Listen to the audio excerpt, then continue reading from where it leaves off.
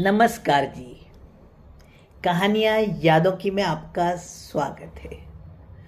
प्रस्तुत है मेरी आज की कहानी माँ की सीख।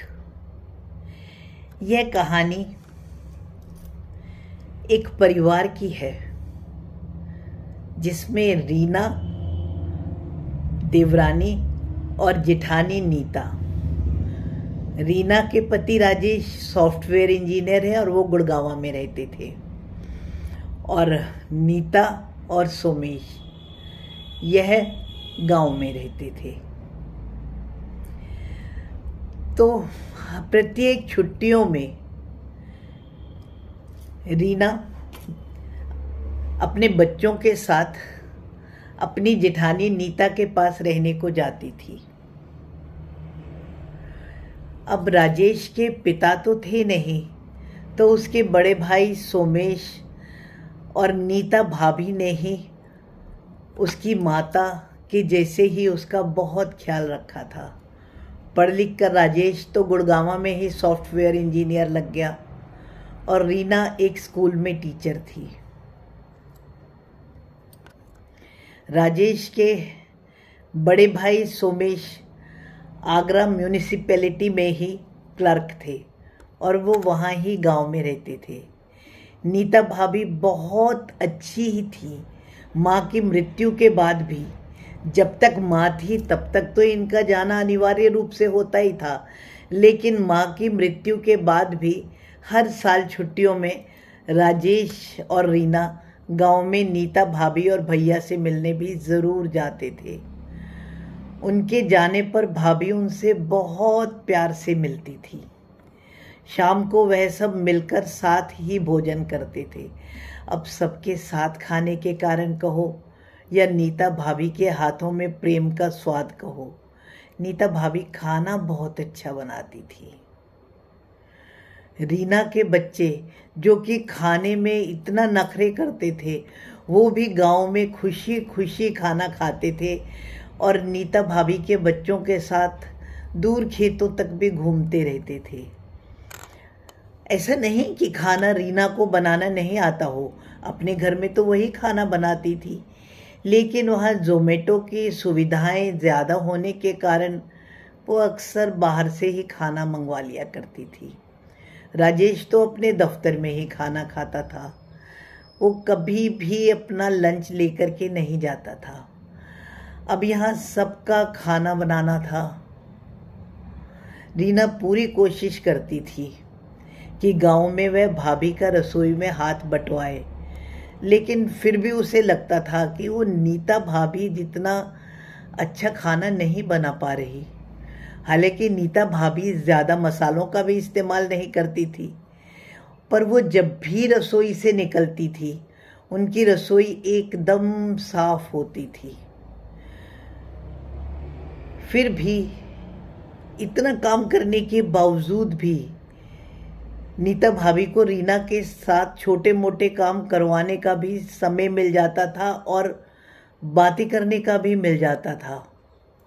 नीता भाभी ने बच्चों के लिए भी बहुत सारे चिप्स वगैरह बहुत कुछ बना रखा था, पर रीना की रसोई में तो अक्सर खाना बच जाता था शहर में, और वो सारा खाना वह अपनी कामवालियों को ही दे देती थी या किसी को भी। कई बार तो फेंकने की भी नौबत आती थी, लेकिन नीता भाभी की रसोई में गांव में कभी कुछ फेंकने लायक बचता ही नहीं था। नीता भाभी तो रात की बची रोटियों को भी अपने बच्चों को उन रोटियों को दही में डालकर और मसाले और लाल सौंठ डालकर दही बड़ों के जैसे खिला देती थी। सच में वो बहुत टेस्टी भी लगते थे। बची हुई दाल सब्जी के पराठे बनाकर जब भी कभी वह राजेश को या जेठ जी को खिलाती थी तो वह इतने टेस्टी लगते थे मानो नाश्ते के लिए कोई नई डिश बन गई हो। हालांकि गुड़गांव में दोनों ही कमाते थे, रीना भी उसका पति भी, लेकिन फिर भी सुख और शांति अकेले जेठ जी के कमाने पर उनके घर में ही लगती थी।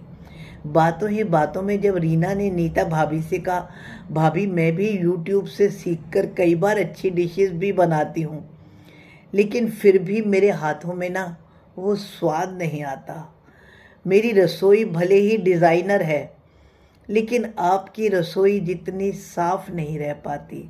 हंसते हुए नीता भाभी ने जवाब दिया, क्योंकि तुमने सब कुछ बनाना यूट्यूब से सीखा है और मैंने मेरी माँ से। हम घर में इतने भाई बहन थे कि कभी भी कोई भी चीज़ फालतू समझकर कभी कुछ फेंकते ही नहीं थे।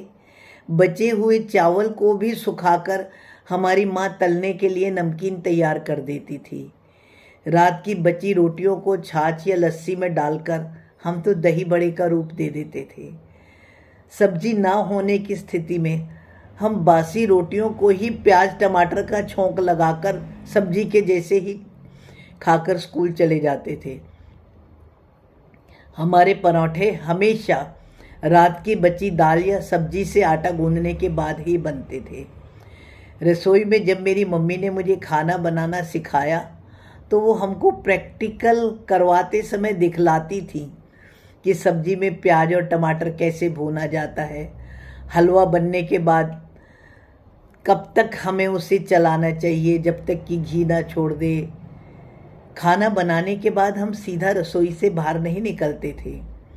पहले हमें खाना बनाने वाली जगह को साफ करना होता था, क्योंकि उनका ख्याल था चकले के गोल घेरे के आटे पर अगर किसी का पैर पड़ जाए तो अच्छा नहीं होता।